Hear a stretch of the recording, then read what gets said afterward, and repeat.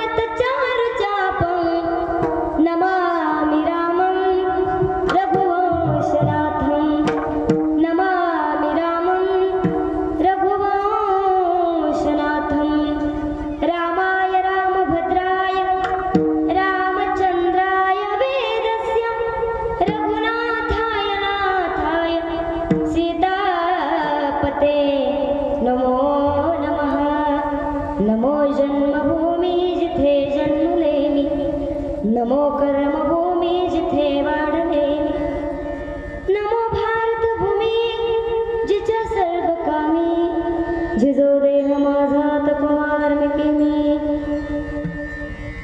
शरण शरण एकनाथा पायी माथा ठेविला, शरण शरण एकनाथा पायी माथा ठेविला.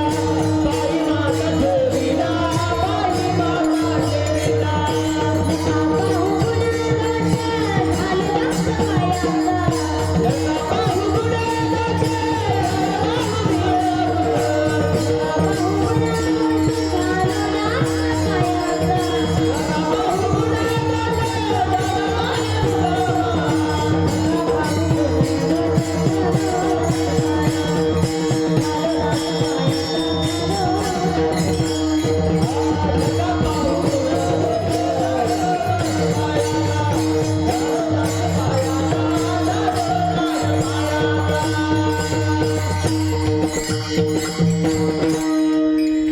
शरण शरण एकनाथा पायी माता ठेविला नका पाहू गुण दोष झालो दास पायांचा नागेंद्र हराय त्रिलोचनाय भस्मांगरागाय महेश्वराय नित्याय शुद्धाय दिगंबराय तस्मै नकाराय नमः शिवाय तस्मै नकाराय नमः शिवाय शिव भोळा चक्रवर्ती शिव भोळा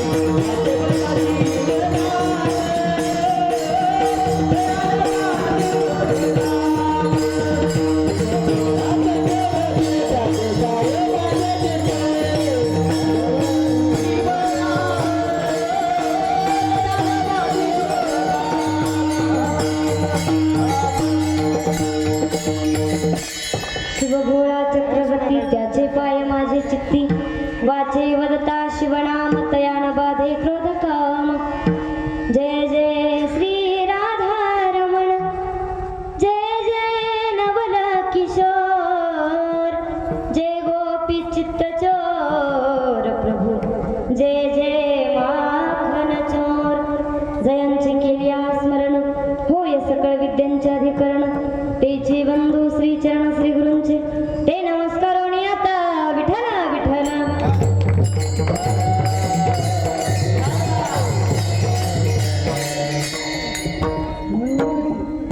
संतांचे पायी हा माझा विश्वास संतांचे पायी हा माझा विश्वास सर्व भावे दास झालो त्यांचा तेची माझी हित करीती सकळ जेने हा गोपाळ कृपा करी प्रस्तुत प्राप्त प्रसंगी प्राप्त वेळी प्राप्त स्थळी कीर्तन रूपी सेवे करता निवडलेला अभंग वैराग्याचे मूर्तिवंत पुतळे देहूचे सुप्रसिद्ध साधू गाथा रूपी पंचम वेद निर्माते महाराष्ट्राचे भूषण विश्ववंदी जगद्गुरु तुकोबाराया यांचा 4 चरणाचा उत्कृष्ट असा अभंग असून सर्वांच्या परिचित असलेला अभंग आजच्या कीर्तन निरूपणा करता निवडला विठ्ठला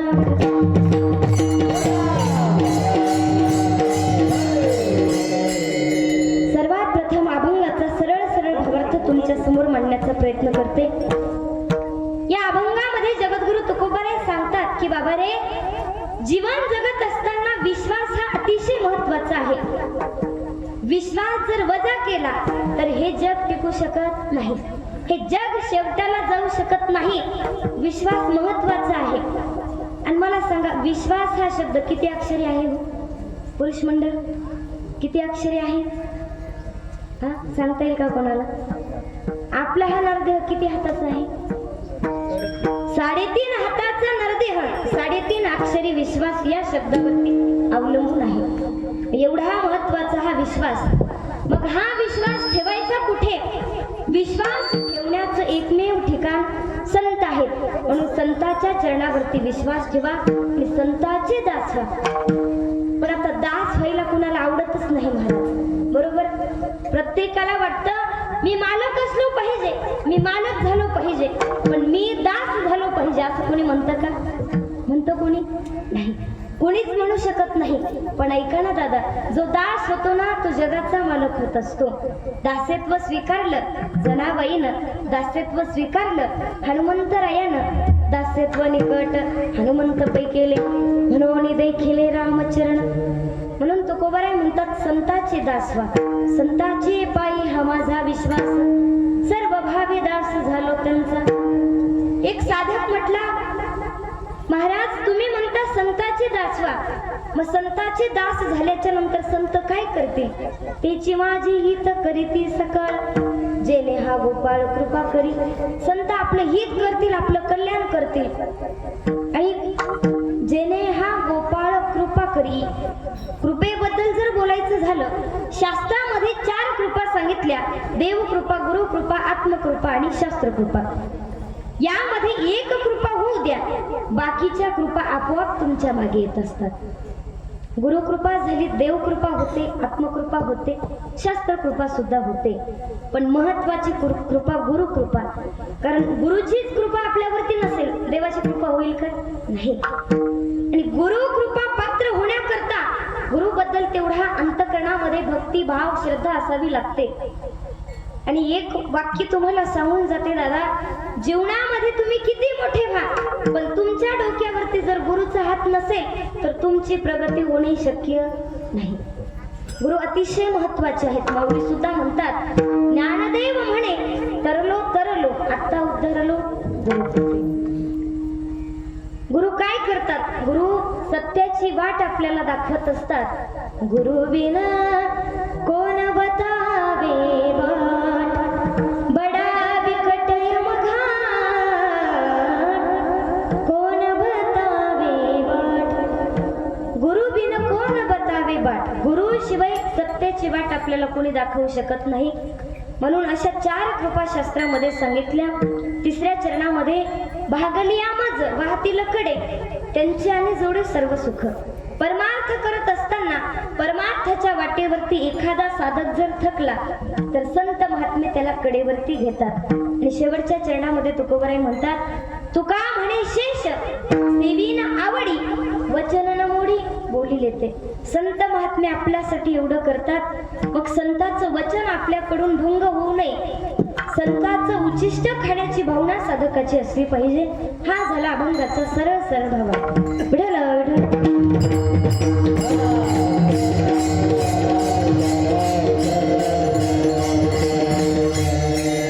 अभंगाचं विस्तृत चिंतन आपल्याला पाहायचंय. पण ज्या निमित्ताने कीर्तन रूपी सेवा आहे, थोडासा अल्पसा परिहार देणं वक्त्याचं कर्तव्य आहे. कारण करुणा वरुणालय सच्चिदानंद स्वरूप विश्वाची उत्पत्ती, स्थिती आणि लय ज्याच्या स्वाधीन आहे, असा सत्ताधीश भगवान परमात्मा. देवाच्या सत्तेशिवाय काहीच होऊ शकत नाही दादा. देवाची सत्ता आगाध आहे. एक सांगू तुम्हाला, महिला मंडळ, तुम्ही इथं कीर्तनाला येऊन बसतात, ही देखील देवाची काय आहे? सत्ताच आहे. चाले हे शरीर कोणाची असत्ते, कोण बोलविते हरिविना. एका गीतामध्ये खूप गोड वर्णन करतात. माती पाणी उजेड वारा, तूच मिसळसी सर्व पसारा. आभाळाच मग दे आकारा, तुझ्या घटांच्या उतरडीला नसे अंत ना पार. तू वेडा कुंभार विठ्ठल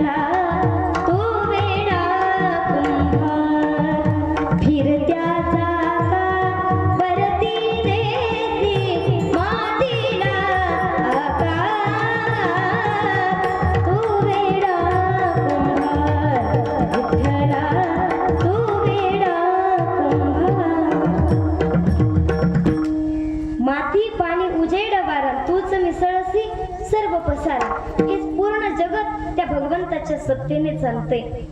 मग सांगायचं मला, भगवंताच्या सत्तेने साधू संतांच्या कृपा आशीर्वादाने चालू असलेला आपला हा भव्य दिव्य अखंड हरिनाम सप्ताह, आणि या सप्ताहातील आजची द्वितीय दिवसाची सेवा माझ्यासारख्या पामराला मिळाली हे माझं मी परम भाग्य समजते. विठ्ठला विठ्ठला.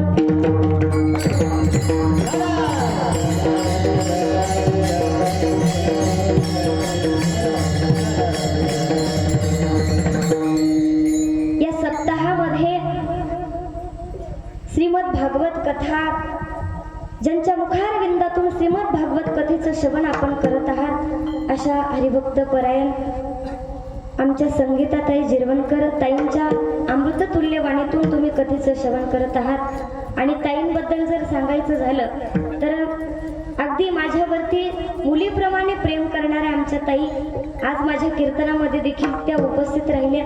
कारण एक सांगू तुम्हाला, दिवसभर कथा करून कीर्तनामध्ये उपस्थित राहणं हे फार कठीण आहे, कारण त्याचा अनुभव मला आहे.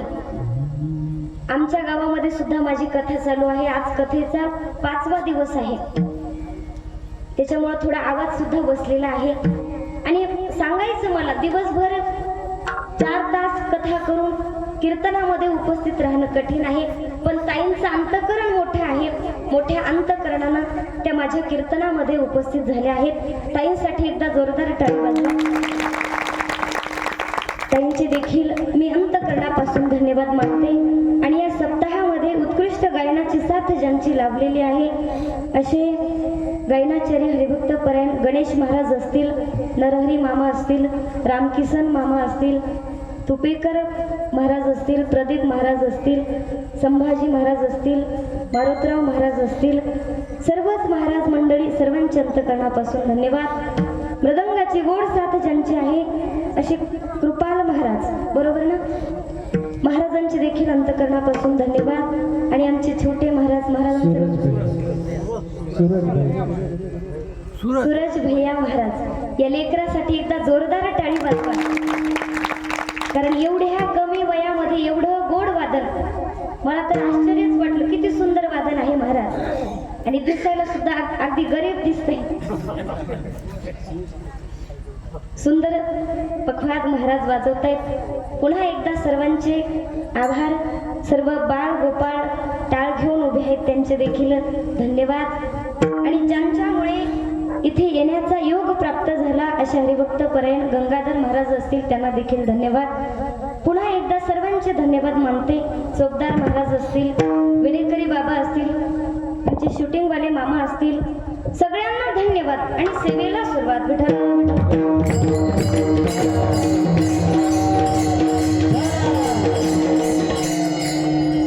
भगवान भोलेनाथांच्या प्रांगणामध्ये सुंदर आपला सप्ताह चालू आहे. आणि इथे आल्याच्या नंतर अगदी आनंद वाटला, कारण भव्य दिव्य नियोजन आहे, सुंदर साऊंड सिस्टीम देखील आहे. म्हणून खूप सुंदर नियोजन आपल्या गावातल्या सर्व गावकरी मंडळींना केलेलं आहे. सर्व गावकरी मंडळी असतील, सर्वच गावकरी मंडळींचे, कार्यकर्त्या मंडळींचे मनापासून एकदा धन्यवाद मानते. आणि सेवेकडे जाते. जगद्गुरु तुकोबा यांचा अभंग सेवेसाठी निवडलाय, पण सर्वात प्रथम एक महत्वाचा मुद्दा मला तुम्हाला सांगायचा आहे. मी दर कीर्तनामध्ये, प्रत्येक कीर्तनामध्ये सांगत असते की ज्या भूमीमध्ये आपण जन्माला आलो, ज्या देशामध्ये आपण राहतो, हा देश, इथली माती अतिशय पवित्र आहे. पवित्रते कुळ पावन तो देश, जेथे हरीचे दास जन्म घेती. किती धन्य आहे हा देश. अनेक जण या देशाला धन्यता देतात. बरं, या देशाला धन्यता दिली यात अजिबात नवल नाही दादा. इथे राहणाऱ्या लोकांना सुद्धा धन्यता दिली. सुभाषितकार सांगतात, धन्य ही भारतवर्ष, धन्य यस्य परंपरा, भारतीय जन धन्य, धन्य यस्य संस्कृती. अनेक जण ह्या देशाचं वर्णन करतात. कसा आहे हा देश? जहाँ डाल डाल पर सोने की चिड़िया करती है बसेरा, ओ भारत देश मेरा. हा देश किती पवित्र आहे. एकच उदाहरण तुम्हाला देऊन जाते, ऐका. ज्या वेळेस प्रभू रामचंद्रानं रावणाचा वध केला, रावणाला मारलं, सीता मातेला सोबत घेतलं. पण लक्ष्मणजी देखील सोबत होते. लक्ष्मणजीने प्रश्न केला, दादा रावणाला तर तुम्ही मारलंय, रावणाचा तर आता वध झालाय, मग रावणाची सुवर्णाची लंका फिरून पाहायला काही हरकत नाही. कोणी प्रश्न केला? लक्ष्मणजीने प्रश्न केला. त्यावेळेस प्रभू रामचंद्रांनी एवढं गोड उत्तर दिलं, एवढं सुंदर उत्तर दिलं. सांगितलं, लक्ष्मणा अपिती स्वर्गमयी लंका नमे रोचंती लक्ष्मणा. अरे असेल ती सोन्याची लंका, असेल ती सुवर्णाची लंका, पण माझी अयोध्या मला स्वर्गापेक्षाही प्रिय आहे. जिच्या असण्याचा प्रभू रामचंद्रांना एवढा अभिमान होता, त्या भूमीमध्ये आपला जन्म झाला. आपण फार भाग्यवान आहोत. आणि त्यातल्या त्यात एका जुन्या राष्ट्रपतींच्या मुखातलं वाक्य आहे. ते राष्ट्रपती म्हणतात, आपल्या भारताचा विचार केला, भारतामध्ये सर्वात मोठं आश्चर्य जर काय असेल, ताजमहल हे सर्वात मोठं आश्चर्य आहे. पण ते राष्ट्रपती म्हणतात, मला भारतातील ताजमहल आश्चर्य वाटत नाही, मला भारतातील ताजमहल आश्चर्य वाटत नाही, मला तर पूर्ण भारतच आश्चर्य वाटतो. कारण का, ज्या देशामध्ये ज्याच्या बापानं मुघलांच्या सत्तेत राहून कार्य केलं आणि त्याच्याच मुलानं वयाच्या 16व्या वर्षी हिंदवी स्वराज्य स्थापनेची शपथ घेतली, असे छत्रपती शिवाजी महाराज जिथे होऊन गेले तो हा देश आहे. काय केलं हो शिवरायांनी? छत्रपती शिवाजी महाराजांनी माणसं जोडली, सर्वांना एकत्र आणलं. आणि एक सांगू तुम्हाला, माणसं जोडणं सोपी गोष्ट नाही दादा.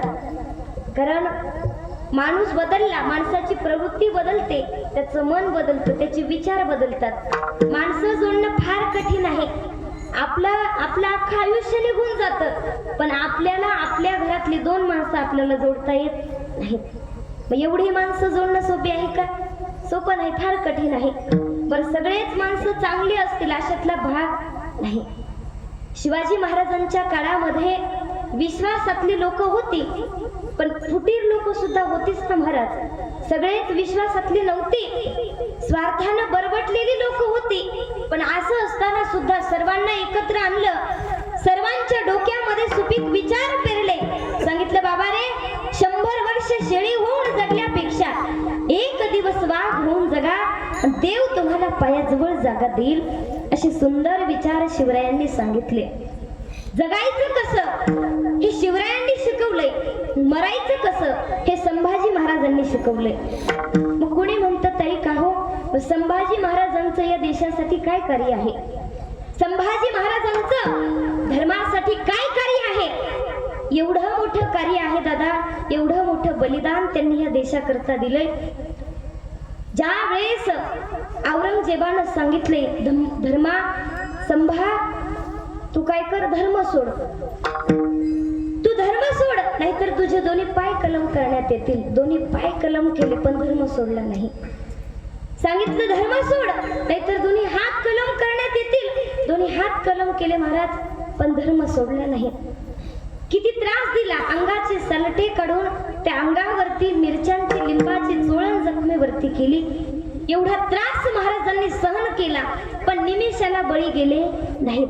त्या औरंगजेबासमोर कधी झुकले नाहीत. आणि त्या संभाजी महाराजांच्या अंतकाळीचे शब्द आहेत. त्यांच्या अंतकाळी ते त्यांच्या आबासाहेबांना, छत्रपती शिवाजी महाराजांना ते आवाज देतात. काय म्हणतात ते?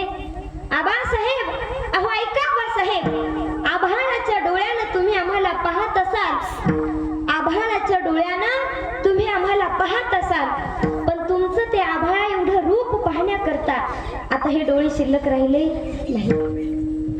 ज्या वेळेस आग्र्याहून सुटका होणार होती, तुमच्या हातामध्ये हात देऊन म्हणालो होतो की काळजी करू नका, पण ते हात देखील आता शिल्लक राहिले नाहीत. आबासाहेब म्हणून साथ घालायला की जीव सुद्धा आता राहिली नाही. पण मी देवाला एकच प्रार्थना करतो की देवा, तुला जर मला जन्माला घालायचं असेल ना, 100 वेळा जन्माला घाल, पण शिवपुत्र म्हणूनच घाल. माझा देह, माझा जीव या सह्याद्रीसाठी उपयोगी येतोय ना, असा एक जन्म काय, अशा हजारो जन्म या देशावरती कुर्बान आहेत. असे म्हणणारे संभाजी महाराज, मरायचं कसं हे संभाजी महाराजांनी शिकवलं आणि जगायचं कसं हे शिवरायांनी शिकवले. आणि शिवाजी महाराज होते म्हणून आज आपण इथे आहोत, नाहीतर आपली फार दुरावस्था झाली असती दादा.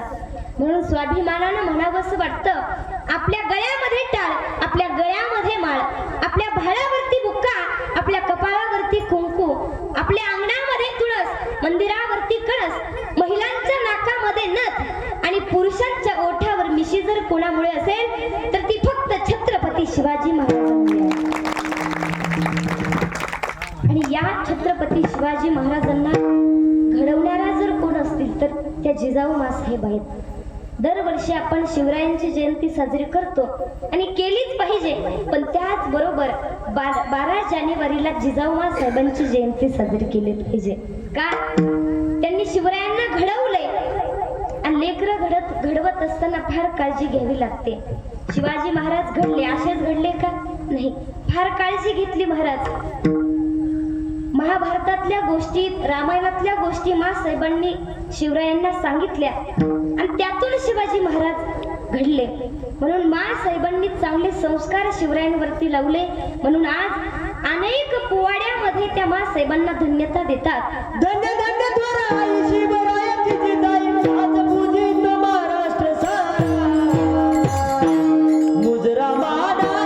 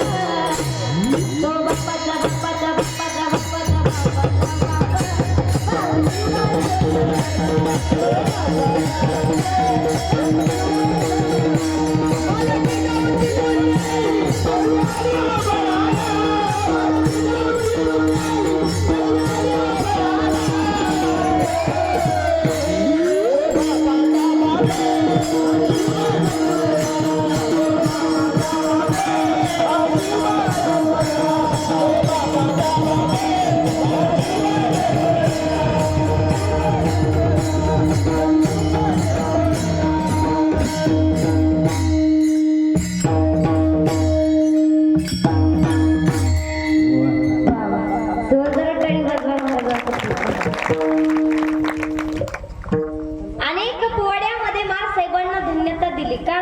त्यांनी घडवलं शिवरायांना. आणि विषयाला म्हणून सांगते, आतापर्यंत जे काही सामर्थ्यवान कर्तृत्ववान पुरुष होऊन गेले त्या प्रत्येकाच्या मागे कुणाचा हात आहे? एका स्त्रीचा हात आहे. ती पत्नी असेल, ती आई असेल, पण ती स्त्री आहे.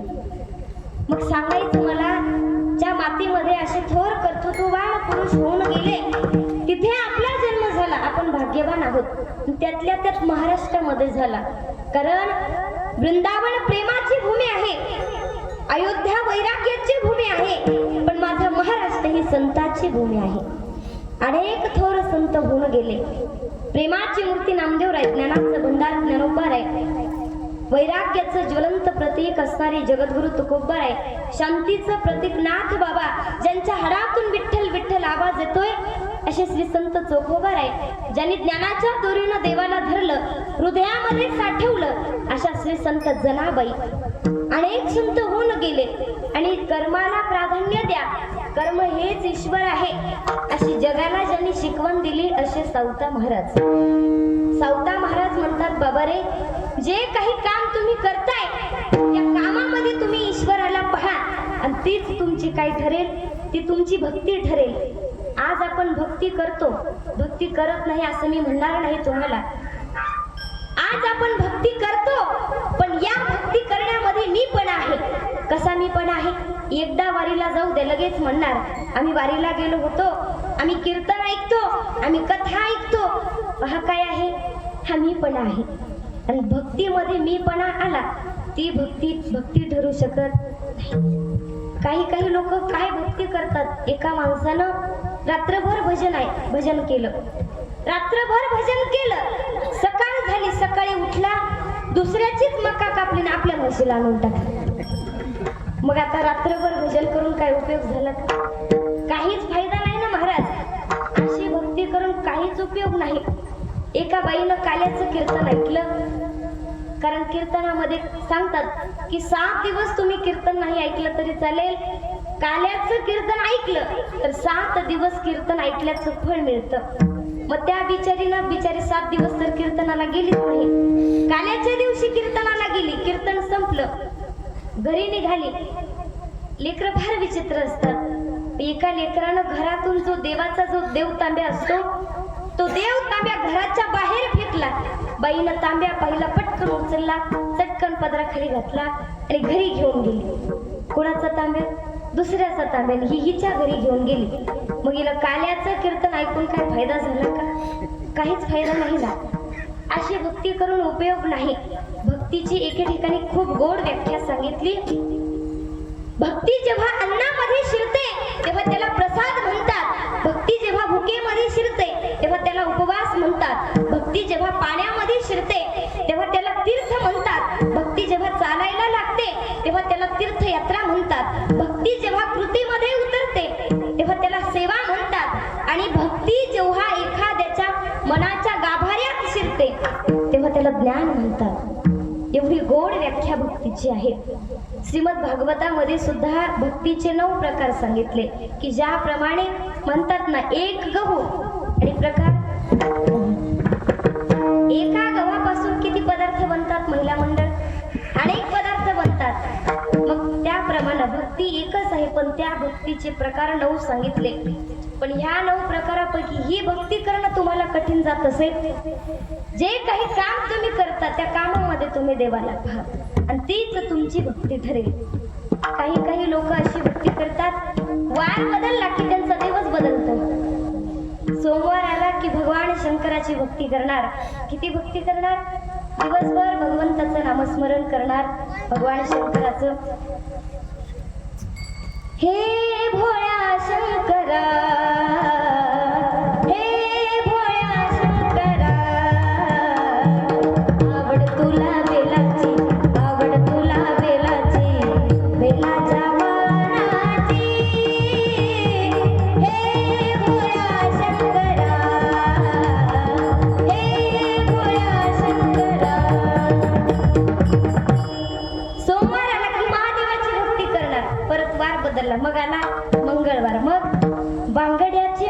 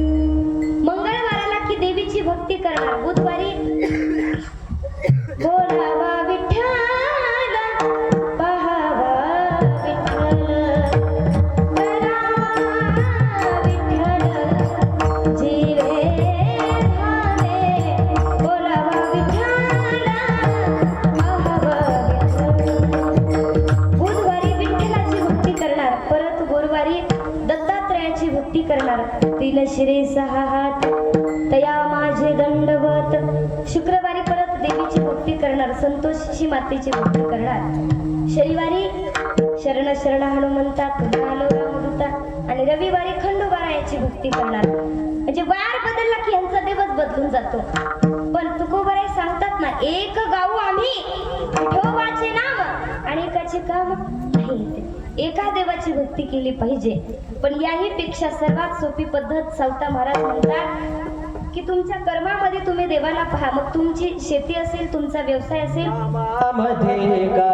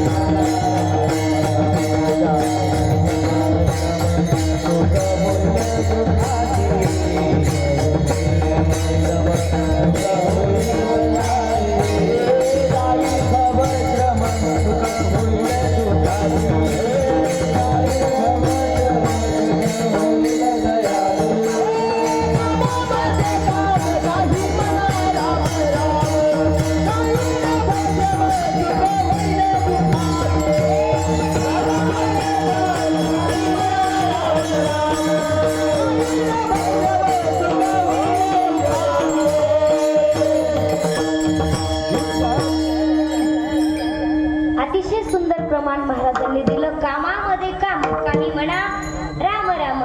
कामामध्ये तुम्ही देवाला पहा आणि तीच तुमची भक्ती ठरेल. कारण देव नाही अशी कुठलीच जागा नाही. भगवान परमात्मा जळीस्थळी भगवंत आहे. देव नटला नाना परी, देव नटला नाना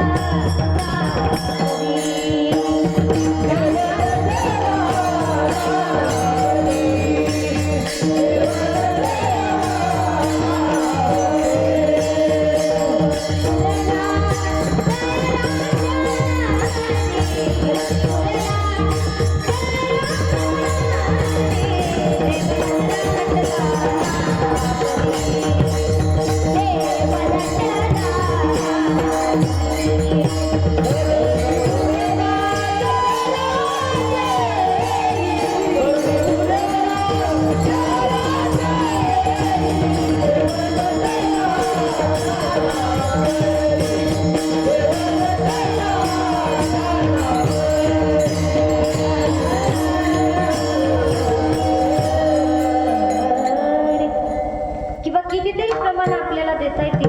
विठ्ठला जळी स्थळी भरला, रीता ठाव नाही उरला, आज म्या दृष्टीने देखिला.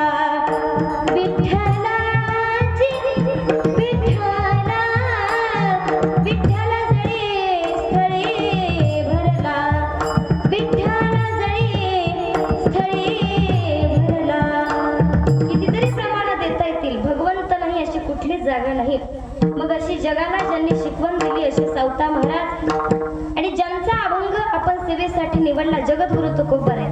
काय केलं तुकोबारायांनी? अखंड अविरतपणे देवाचं नमश्चिंतन केलं. बरं, तुकाराम कोणाला म्हणतात? उगाच झोपतो त्याला आराम म्हणतात. मेलेला परत उठत नाही तेव्हा हिराम म्हणतात. वाम मार्गाने कमावतो त्याला हराम म्हणतात. हृदयातलं जमतो त्याला आत्माराम म्हणतात. मित्रासारखा वागतो त्याला सखाराम म्हणतात. एक पत्नी धारण करतो त्याला सीतेचा राम म्हणतात. अखंड रामाचं दासित्व करतो त्याला रामदास म्हणतात. आणि ऐका ना दादा, अखिल कोट ब्रह्मांड नायक, जगाचा चालक मालक भगवान पंढरीश पांडुरंग परमात्मा ज्याचे पाय पुसतो त्यांना संत तुकाराम महाराज म्हणतात.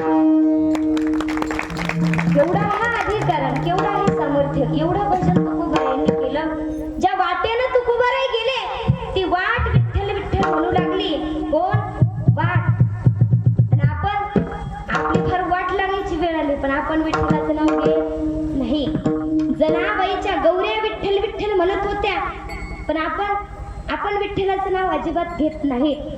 तुकोबारायांच्या हाडातून विठ्ठल विठ्ठल आवाज येत होता, आपली तोंड सुद्धा विठ्ठलाचं नाव घेत नाहीत. 5 पांडवांचं रोम रोम कृष्ण कृष्ण म्हणत होतं, पण आपण देवाचं नाव घेत नाहीत. म्हणून भगवंताचं भजन केलं पाहिजे. असं अखंड अविरतपणे तुकोबारायांनी भजन केलं. किती भजन केलं? गोविंद गोविंद मना लागलिया छंद, लागलिया छंद मना, लागलिया छंद. गोविंद गोविंद मना लागलिया छंद. अखंड अविरतपणे भजन केलं. मग अशी जगद्गुरु तुकोबाराय त्यांचा अभंग सेवेसाठी निवडला. तुकोबाराय म्हणतात, बाबा रे, विश्वास जीवन जगत असताना विश्वास महत्वाचा आहे. मग तो विश्वास ठेवायचा कुठे? विश्वास ठेवण्याचं एकमेव ठिकाण जर कोण असतील तरी ते फक्त संत आहेत. संताच्या चरणावरती विश्वास ठेवा, त्यांचे दास व्हा. तेच महाराज अभंगाच्या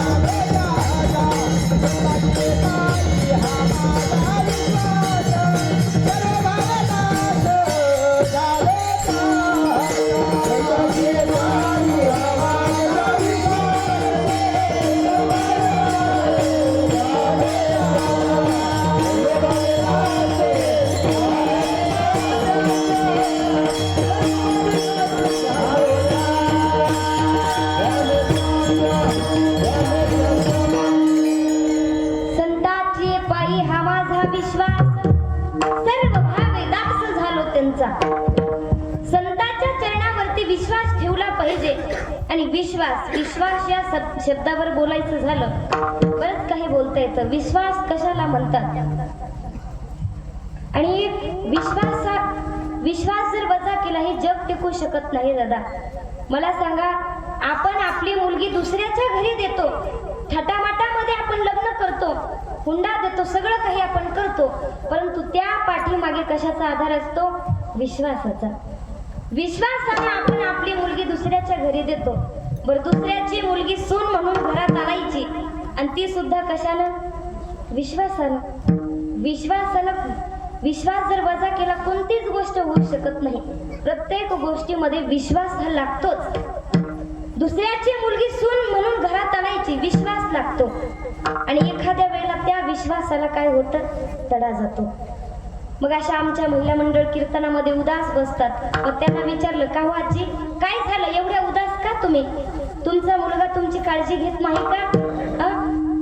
काय झालं, एवढ्या उदास तुम्ही का? मग आजीनं सांगितलं, ताई, माझा मुलगा फार चांगला आहे हो, फार माझी काळजी घेतो, मुलगा चांगला आहे, सगळं काही व्यवस्थित आहे, पण सून फार खतरनाक आहे म्हणे. रोज घरचं सगळं काम मलाच करायला लावते, धुणी भांडी स्वयंपाक सगळं मीच करते. बरं, वेळच्या वेळेला चहा सुद्धा देत नाही ताई, जेवायला सुद्धा देत नाही.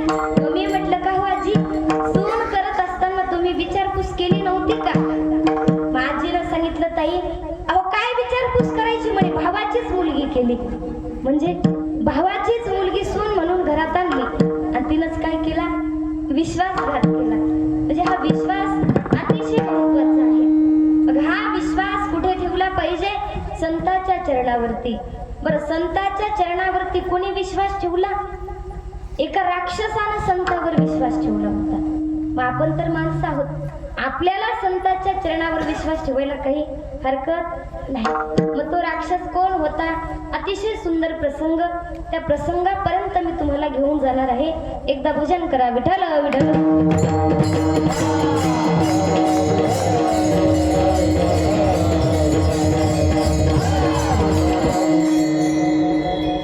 त्या राक्षसाचं नाव आहे कंस. कंस कोणाचा मामा होता? भगवान श्रीकृष्णाचा मामा कंस मामा. मग ह्या कंसानं संतांच्या शब्दावर विश्वास ठेवला. कसा विश्वास ठेवला तो प्रसंग तुम्हाला सांगते. पण मला सांगा, आपण मुलगी बघायला गेल्याच्या नंतर आपण काळ्या रंगाची मुलगी पसंत करतो का गोऱ्या रंगाची? पुरुष मंडळ कोणत्या रंगाची? गोऱ्या रंगाची. बरोबर. काळा रंग कोणालाच आवडत नाही, प्रत्येकाला गोरा रंग आवडतो. मग तसं ज्या वेळेस काळ्या रंगाची उपेक्षा झाली, तो रंग माझ्या देवानं स्वीकारला. भगवान परमात्मा, विटेवरचा भगवान पांडुरंग परमात्मा कसा आहे? सावळ्या रंगाचा आहे. काळ्या रंगाचा भगवंत आहे. रूप सावळे सुकुमार, रूप सावळे सुकुमार, कानी कुंडल मकराकार, कानी कुंडल मकराकार, मकराकार सुकुमार, रूप सावळे सुकुमार. भगवान परमात्मा सावळ्या रंगाचे आहेत. भगवान श्रीकृष्ण ते सुद्धा सावळ्या रंगाचे आहेत. आणि ज्या वेळेस भगवान गोकुळामध्ये होते, मग सगळे गोपाळ गोपिका देवांना काळ्या काळ्या म्हणून चिडवायचे. एक दिवस राधा म्हटले, काळ्या. राग आला देवाला. आईकडे गेले. आई, ती राधा मला काळ्या म्हणते, मी काळा का आहे? यशोमती मैया से बोले नंदलाला, राधा क्यों गोरी मैं क्यों काला. असं वर्णन एके ठिकाणी आलं, पण एके ठिकाणी असं वर्णन आलं की म्हणे स्वतः राधाच कृष्णाला विचारते की कान्हा, तू काळा का आहेस? जरा इतना बता दे कान्हा कि तेरा रंग काला, तू काला होकर भी जग से निराला. मेरे काले रात में जलवैया, मेरे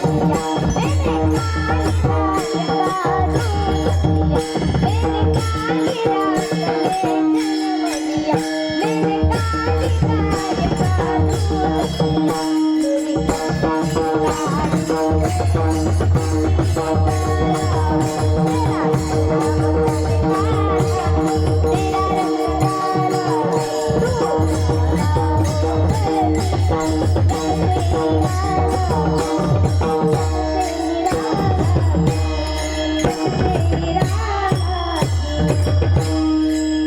राधा विचारते, देवा तू काला का आहेस?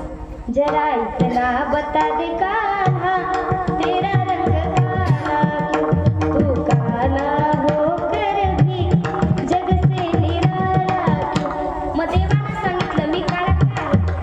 मैंने काली रात में जन्म लिया, मैंने काली गाय का दूध पिया, मैंने काली नाग पर नाच किया, मेरी गली भी काली है इसीलिए काला हूँ.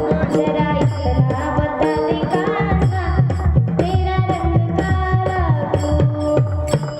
देवानं सांगितलं, राधे, काळ्या रात्री माझा जन्म झाला, काळ्या गाईचं दूध मी पितो आणि काळ्या नागावरती मी काय केलं? नाचलो, म्हणून मी कसा आहे? काळा आहे.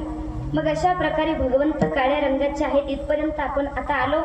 मग एक वेळचा प्रसंग, तीनही लोकांमध्ये भ्रमण करणारे नारदजी हे मथुरेमध्ये आले आणि वसुदेव देवकी मातेचं दर्शन घेतलं. मनामध्ये विचार केला, कंसाच्या मनामध्ये थोडी भीती निर्माण करू असा विचार करून कंसाकडे आले. पण तसेच नाही आले, जे कार करतच आले. कंस महाराज की जय हो. जे फार करतच आले. कंसाने सुंदर स्वागत केलं आणि मग सांगितलं, नारदजी बऱ्याच दिवसांनी तुम्ही आले. सांगितलं हो, पण कंस महाराज तुम्ही ऐका, एक महत्वाची गोष्ट तुम्हाला सांगायची. तुमचा जो काळ आहे तो काळ जन्माला आलेला आहे. आणि तुम्ही काय करा, तुमचे सर्व पहारेकरी डोळ्यामध्ये तेल घालून तैनात करा. कुणाला सुद्धा झोपू देऊ नका. एवढं म्हटलं, घाबरला ना कंस, फार घाबरला. कंसानं हात जोडले आणि सांगितलं, नारदजी एवढं तुम्ही सांगितलंय, माझा जो काळ आहे तो कसा आहे, मग त्याची काहीतरी लक्षणं मला सांगा. पण त्यावेळेस नारदजीनं सांगितलं, मी आता काहीच तुम्हाला सांगू शकत नाही, पण एक गोष्ट सांगतो, तुमचा जो काळ आहे तो कसा आहे, काळ्या रंगाचा आहे, म्हणून तुम्ही काळ्यापासून सावध राहा. असं म्हणून नारदजी तर निघून गेले. पण या कंसाच्या मनामध्ये काळ्यानंच घर केलं. एवढा हा घाबरू लागला कंस. काळी रात्र जरी झाली तरी कंस घाबरायचा. जेवत असताना काळ्या जिऱ्याची फोडणी जर दिसली तर धाडकन ताट फेकून द्यायचा. एवढा हा कंस घाबरू लागला. आणि एकदा तर असं झालं, एक राक्षसी दाताला मिश्री लावून आली. आपल्या इकडे काय म्हणतात, दासीना म्हणतात, बरोबर. आता तो दासीना राहिलाच नाही म्हणा. पूर्वीच्या स्त्रिया दासीना लावायच्या. तो दासीना कसा असतो, काळा असतो. मग त्या राक्षसीने दासीना लावला. तिचे ते काळे दात पाहून कंस घाबरला. सांगितलं, निकाल जाऊ हाच आहे. एवढा हा कंस घाबरू लागला. कशाला, काळ्याला. आणि या कंसानं जपच चालू केला. खायला काळा आला, काळा आला, काळा आला, असा जप त्यानं चालू केला. आणि त्याचा परिणाम असा झाला, भगवान गोकुळातून मथुरेत येईपर्यंत कंसाचा जप चालूच होता. भगवान मथुरेमध्ये आले, कंसाचा वध केला. आणि देवाकडे पाहता पाहता याला मरण आलं. त्याची प्राण ज्योत भगवंतामध्ये विलीन झाली आणि याला मुक्ती प्राप्त झाली. मग कुणामुळे, नारदजीमुळे. नारदजींच्या मुखातून आलेला शब्द कंसानं जपला आणि त्याचं कल्याण झालं. मग एका राक्षसानं संतांच्या चरणात विश्वास ठेवला. मग त्याचं जर कल्याण होत असेल, आपलं कल्याण का नाही होणार. म्हणून संताची पायी हा माझा विश्वास. बरं, आणखी कोणी संतावर विश्वास ठेवला, एकच उदाहरण सांगते, दुसऱ्या चरणाकडे आपण जाऊ. ऐका, भगवान परमात्म्याची अशी भक्त आहे की ती रोज देवाची देवपूजा करते असं काही नव्हतं. ती रोज हरिपाठ वाचते असं सुद्धा काही नव्हतं. तिच्या शेजारी पाजारी प्रकांड पंडित ब्राह्मण ब्रह्मवेत्ते आहेत असं सुद्धा काही नव्हतं. वेदामध्ये काय आहे, शास्त्रामध्ये काय आहे, पुराणामध्ये काय आहे, याची थोडीशी सुद्धा कल्पना तिला नव्हती. पण ती मनानं थोडी निर्मळ होती. किती, गंगेच्या पाण्यासारखी पवित्र होती.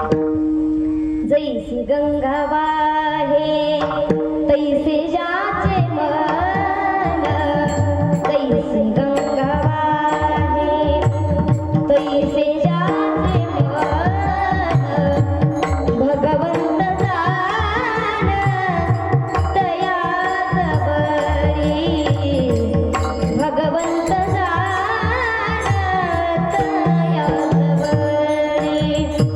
ज्याचे जवळी देवा भक्ती भावे उभा, आनंदाचा गाभा तया दिसे, आनंदाचा गाभा तया दिसे. भगवंत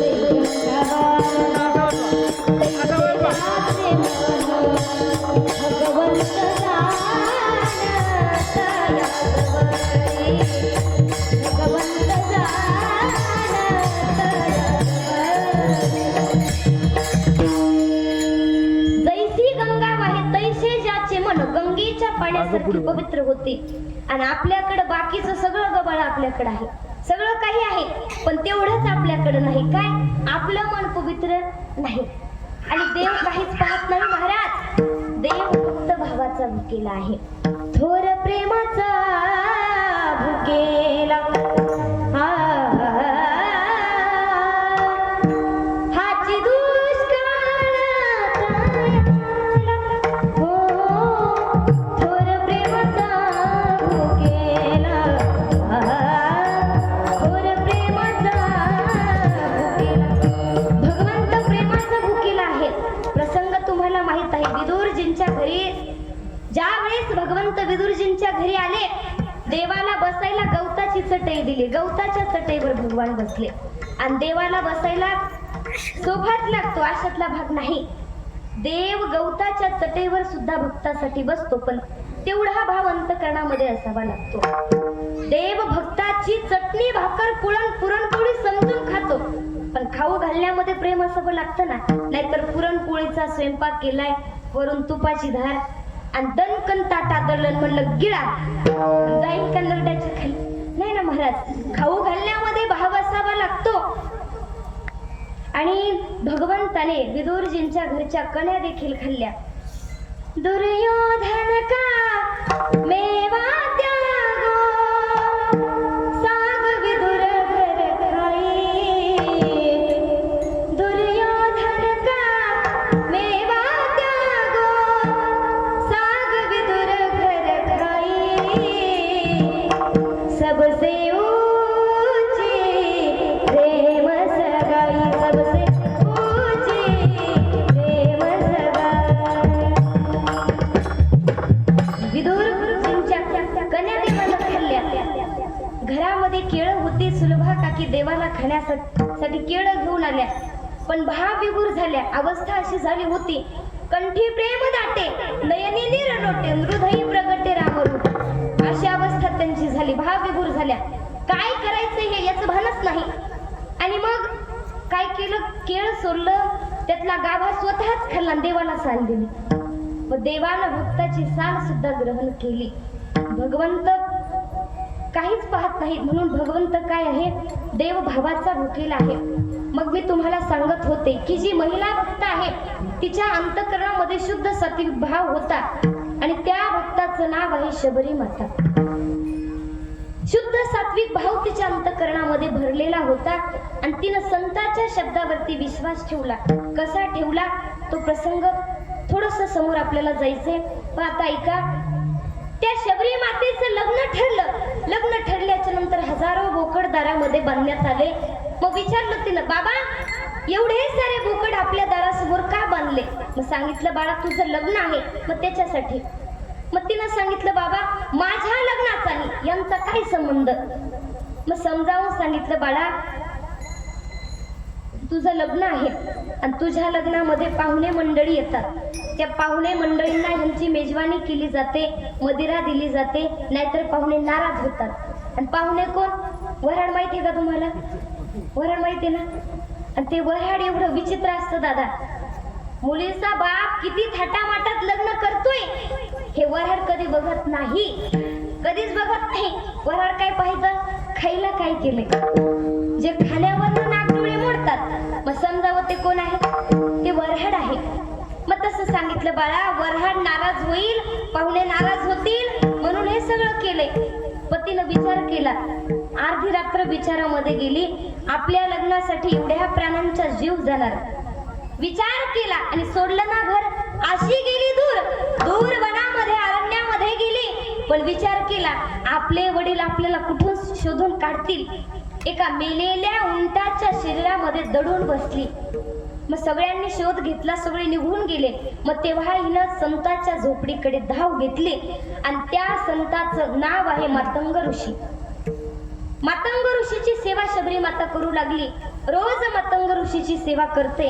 आणि बघ आता मातंग ऋषीचा अंतकाळ जवळ आला. ऋषींनी सांगितलं, शबरी अगं तू एवढी भाग्यवान आहेस, तू फार भाग्यवान आहेस, कारण तो भगवान परमात्मा आमच्या स्वप्नामध्ये सुद्धा येत नाही, आणि तो जगाचा बाप तुझा शोध घेत घेत तुझ्या झोपडीवरती येईल. मग ह्या शबरी मातेनं विश्वास ठेवला संतावरती. आणि जेव्हा सांगितलं होतं ना, तेव्हा देवाचा जन्म सुद्धा झाला नव्हता, आणि तेव्हापासून शबरी माता वाट पाहतात. वाट पाहू पाहू अवस्था अशी झाली होती, म्हाताऱ्या झाल्या होत्या त्या. आणि म्हातारपणी माणसाची अवस्था कशी असते, शंकराचार्य वर्णन करतात. अंगम गलितम पलितम मुंडम कशन विहितम जातम तुंडम वृद्धोयापि गृहीत्मानंदम तदपि न मुच्यत पाशा पिंडम. म्हातारपणी केस पांढरे होतात, डोळ्यात डोळ्यानं दिसत नाही, कानानं ऐकू येत नाही, तोंडावर सुरकुत्या पडतात आणि काठीचा आदर घेऊन चालावं लागतं. एवढी बेकार अवस्था म्हातारपणी माणसाची होते. मग तशी अवस्था शबरी मातेची झाली, पण तरी सुद्धा भगवंताची वाट पाहतायत. काय म्हणतायत? मेरे झोपडी के बागान फुल जाएंगे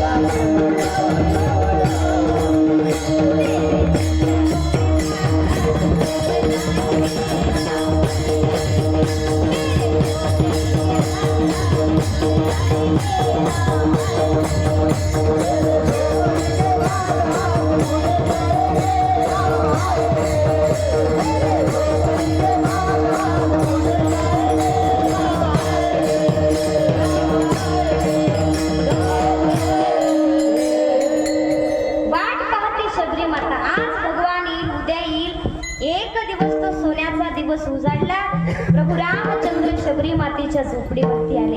आनंद झाला. पण एक सांगू तुम्हाला, देवाचे पाय धुण्याकरता, देवाचे चरण धुण्याकरता तिच्याकडे पात्र सुद्धा नव्हतं.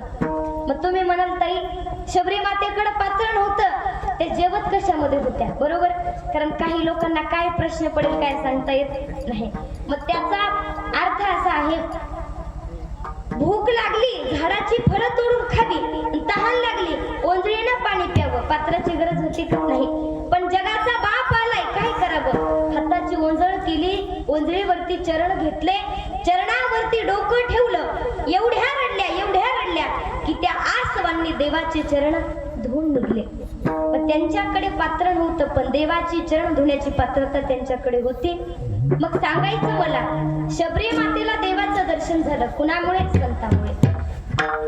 संतावरती विश्वास ठेवला म्हणून देवाचं दर्शन झालं. म्हणून संताची पायी हा माझा विश्वास, सर्व भावे दास झालो त्यांचा. संताच्या चरणावरती विश्वास ठेवा. संत काय करतील? अभंगाचं द्वितीय चरण.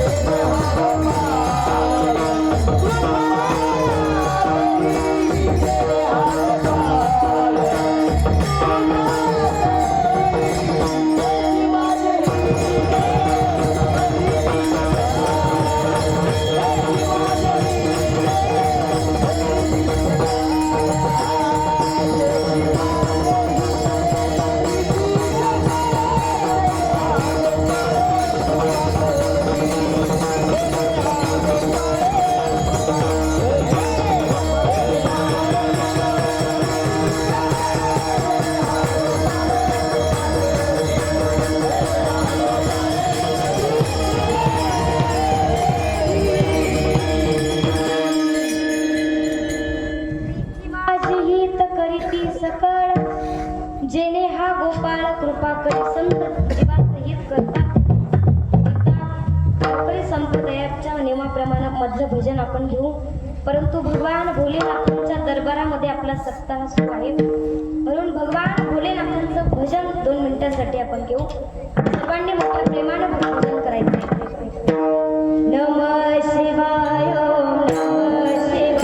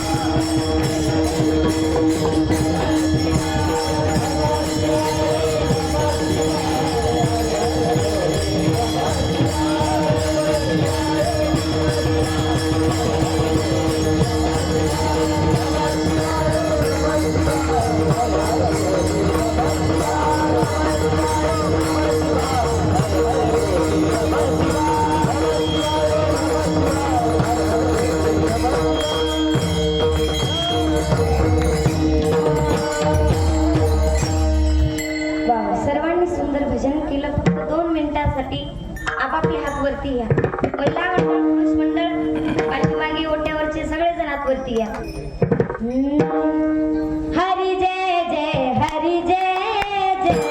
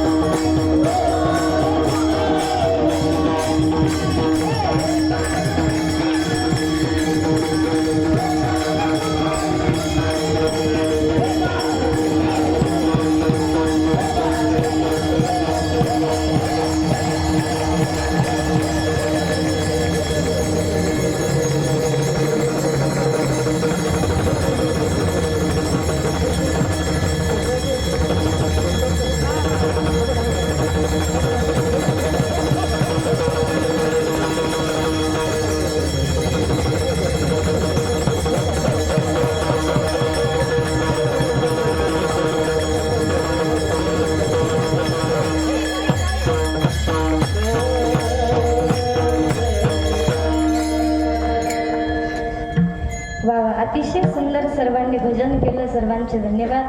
आता आपली वेळ ही संपत आलेली आहे, पण 9 ते 11 कीर्तनाची वेळ होती, परंतु कीर्तन सुरू करायला थोडासा उशीर आपल्याला झाला होता, म्हणून फक्त शेवटचे 10 मिनिटे तुमची घेते आणि सेवा समाप्त करते.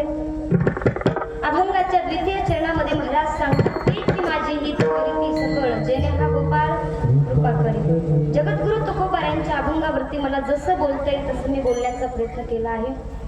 आता फक्त 10 मिनिटे तुमची घेते, सेवा समाप्त करते. आज माझ्या कीर्तनातून जरी तुम्ही काही घेऊन नाहीत गेला तरी चालेल, परंतु 2 गोष्टी मात्र नक्की घेऊन जा. पहिली गोष्ट, आपण पाहतो स्त्री भ्रूण हत्या खूप मोठ्या प्रमाणामध्ये वाढली आहे, परंतु ती मुलगी वाचली पाहिजे.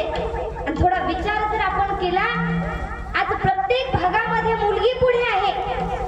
एक स्त्री या देशाची पंतप्रधान होती, एक राष्ट्रपती होती, एक चंद्रावर जाते, एक मंगळावर जाते. आणखी किती सांगावं. वारकरी संप्रदायामध्ये विचार केला, संत मीराबाई, जनाबाई, बहिणाबाई, कितीतरी महिला संत होऊन गेल्या. बरं, आज महिला कीर्तनकार आहेत, महिला कथाकार आहेत. प्रत्येक भागामध्ये मुलगी पुढे आहे, म्हणून मुलगी वाचली पाहिजे. पण मुलगी जन्माला आली, सगळेजण तिचा तिरस्कार करतात. आजी म्हणते मला नको ती कार्टी, बाप म्हणतो मला नको ती कार्टी, पण त्या मुलीचं अंतःकरण म्हणतं आई, अगं आई, तुझ्याशिवाय वाचवणारा मला कुणी नाही ग, आता तूच मला वाचव. ती मुलगी गर्भातून आईला आवाज देते, काय म्हणते ती, सांग ना आई मला कोण वाचवणार, सांग ना आई मला कोण वाचवणार, तुझ्या विना जन्माला मला कोण घालणार. होईन मी मोठी शिकून शहाणी, घेईन भरारी पाखरू होरी, होईन मी जेव्हा राजाची घराणी, गाळू नको आई तुझ्या डोळ्यातलं पाणी, दूर दूर जाताना बाबा रडणार, दूर दूर जाताना बाबा रडणार, तुझ्या विना जन्माला मला कोण घालणार, तुझ्या विना जन्माला मला कोण घालणार. म्हणून पहिली गोष्ट मुलगी वाचली पाहिजे. तर दुसरी गोष्ट, आई वडिलांची सेवा आपण केली पाहिजे. आई कोण आहे? आई मायेचा सागर, चैतन्याचा जागर, समृद्धीची घागर. आई भाजीतलं मीठ, हक्काचं व्यासपीठ. जिच्यावर आपण हक्काने रागावतो ती फक्त आपली आई असते. कुणाला म्हणतात आई? लेकराला जर ठेच लागली तर जिच्या डोळ्यातून पाणी येतं ती आई असते. आई माझी मायेचा सागर, दिला तिने जीवनागार. आई काय करते? लेकराच्या जीवनाला आकार देते ती आई असते. आणि आई जेवढी महत्वाची, बाप देखील तेवढाच महत्वाचा आहे. आज आपण पाहतो साहित्यामध्ये आई रेखाटल्या गेली, आईवरती अनेक लेख तयार झाले, आईवरती अनेक कविता तयार झाल्या, पण तेवढे लेख बापावरती तयार झालेले नाहीत. साहित्यामध्ये बापाला न्याय दिलेला नाही. मग कुठेतरी त्या बापाला आपण ओळखलं पाहिजे, त्या बापाला समजून घेतलं पाहिजे. कसा आहे तो बाप? पडद्याच्या मागे जगणारा तो शेतकरी बाप. त्या बापाला आम्ही कधी समजून घेतलं नाही हो, म्हणून तो बाप आम्हाला कधी कळला नाही. तो बाप आपलं पूर्ण आयुष्य, आपलं पूर्ण तारुण्य लेकरासाठी झिजवतो, पण आपल्याला आई जवळची वाटते, बाप मात्र पोरका वाटतो. बाप कसा आहे? फणसासारखा आहे. फणसाच्या काट्याला घाबरून जर फणसाजवळ आपण कधी गेलोच नाही, मग त्यामधला मऊ मुलायम गरा आपल्याला चाखायला मिळणार नाही. त्या बापाच्या क्रोधाचे काटे आम्हाला दिसतात, पण त्याच्या अंतःकरणातला मऊ मुलायम गरा आम्ही कधी बघितलाच नाही हो, म्हणून तो बाप आम्हाला कधी कळला नाही. खऱ्या अर्थानं माता यशोदा, माता देवकी सर्वांना माहित आहेत, पण माझं लेकरू वाचलं पाहिजे याकरता यमुनेला आलेल्या महापुरातून डोक्यावर टोपली घेऊन जाणारे बाप वसुदेव ते मात्र आपल्याला माहीत नाही. प्रभू रामचंद्र वनवासाला जाताना पहिल्याच्या नंतर ढाई मोकळून रडणारी कौशल्य तुमच्या आमच्या लक्षात आहे. पण राम राम पुत्र पुत्र म्हणून तरफडून मरणारा बाप दशरथ तो मात्र कुणाला माहित नाही का? पण त्या बापाला आम्ही समजून घेतलं नाही हो, म्हणून तो बाप आम्हाला कधी कळला नाही. आजही तुमच्या शाळेचा पहिला दिवस आठवून पहा. तुम्ही शाळेला जाणार, बापानं नवीन स्कूल बॅग आणली, आईनं तुमच्या पायामध्ये नवीन पैंजण घातले, तेव्हा त्या 6 वर्षाच्या लेकीला जाणीव झाली आज आपला बाप आपल्याला कुठेतरी नेतोय. ती मोठमोठ्यानं रडायला लागली. बापानं मुलीच्या हाताला धरलं. बघता बघता बाप मुलीला घेऊन शाळेमध्ये आला. शाळेमध्ये मुलगी राहत नाही. बाबा मला नाही शिकायची शाळा, मला तुमच्या सोबत यायचंय. बापानं ताड दिशी पोरीच्या कानाखाली लावली आणि बळजबरीने शाळेमध्ये बसवलं. मग जगाला तो बाप पाहिला. जगाला तो कसा वाटला? निष्ठुर वाटला. अरे स्वतःच्या लेकीला मारतो, कसा आहे हा? हा निष्ठुर आहे. पण माझं लेकरू शिकलं पाहिजे, माझ्या लेकीला साहेब नवरा करायचाय असा म्हणणारा तो बाप जगानं पाहिला आहे. म्हणून तो बाप जगाला कधी कळालाच नाही. आपल्याला नारळ आपल्याला माहित आहे. नारळ कसं असतं? नारळ दिसायला वरून कडक असतं, पण नारळ दिसायला जरी वरून कडक दिसलं, आतून अमृतासारखं गोड पाणी आपल्याला प्यायला देतो. ते पाणी म्हणजे आपला बाप आहे. आणि त्या बापाला तुम्ही कधी विसरू नका दादा. मग कोणी म्हणतं ताई एवढं तुम्ही बापाविषयी सांगताय, पण काय केलं आमच्या बापाने आमच्यासाठी? कुठे आमच्या बापाने आमच्यासाठी प्रॉपर्टी कमावून ठेवली नाही, आमच्या बापाने आम्हाला चांगलं शिक्षण दिलं नाही. पण ते काही का असे ना, जे तुमच्या बापाने तुम्हाला दिलं ना ते कोणीच देऊ शकत नाही. बापाचं आपल्या जीवनामध्ये फार मोठं महत्व आहे, फार मोठं योगदान आहे. पण त्या बापाला कधी विसरू नका. एकच कविता बापावरती सांगते आणि एक सेवा समाप्त करते. कसा आहे तो बाप? एका कवितेमध्ये खूप गोड वर्णन करतात. बाप स्वाभिमानी बाळा, बाप कणघर कडा, त्याच्या काळजात सुद्धा लाजाळूची संवेदना, त्याची पहाडाची छाती, त्याचे हृदय गुलाब, त्याच्या घामाच्या थेंबाला हिऱ्या मोत्याचा रुबाब, बाप तलवार ढाल, बाप पेटती मशाल, त्याच्या पापामध्ये कुणी नाही वाटेकरी होत. बाप घराचा तो पायाई कळस त्यावर, जेव्हा खचतो ना पाया तेव्हा कोसळते घर, जेव्हा खचतो ना पाया तेव्हा कोसळते घर. आणि कवितेमध्ये वर्णन करतात. एका कवितेमध्ये बापाचं खूप गोड वर्णन केलं एका गीतामध्ये, आणि आज प्रत्येक तरुणाच्या मुखाला ते गीत आहे. कोणतं? उरामध्ये माया त्याच्या काळ्या मेघावाणी, दाखविना कधी कोणा डोळ्यातलं पाणी, झिजू झिजू संसाराचा गडा हाकला, फटामध्ये हसू जरी कणा वाकला, घडीभर तू थांब जरा, ऐक त्याची धापर, लई अवघड हाय गड्या, ओमगाया बापर, ओमगाया बापर. असो, म्हणून आज माझ्या कीर्तनामध्ये या 2 गोष्टी घेऊन जा. आई वडिलांची सेवा करा. माझं कीर्तन सफल झालं असं मी समजेन. कीर्तनामध्ये जरी काही चुकलं असेल, महिला मंडळ तुमची मुलगी म्हणून मला माफ करा. ज्यांना 1 मुलगी आहे त्यांनी दुसरी समजून माफ करा. ज्यांना 2 असतील त्यांनी तिसरी समजून माफ करा. ज्यांना 3 असतील त्यांनी चौथी समजून माफ करा. आणि ज्यांना मुलगीच नाही त्यांनी मला दत्तक घेतलं तरी चालेल. पण जे काही चुकलं तुमचं लेकरू म्हणून मला माफ करा. झालेली कीर्तन रूपी सेवा भगवंताच्या चरणी समर्पित करणार आहे.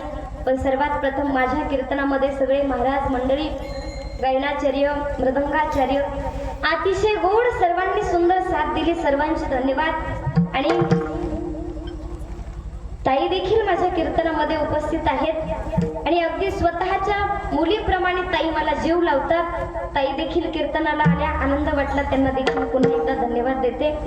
आमचे साऊ शिष्टीवाले दादा, त्यांना देखील धन्यवाद. पुन्हा एकदा सर्वांना धन्यवाद. माझे काका देखील सोबत आहेत, त्यांना देखील धन्यवाद. झालेली सेवा भगवंताच्या चरणी, पूज्यने आईवडिलांच्या चरणी, गुरुवर्यांच्या चरणी सेवा समर्पित करते. भगवान भोलेनाथांच्या चरणी सेवा समर्पित करते आणि याच ठिकाणी सेवेला पूर्णविराम देते. ज्ञानेश्वर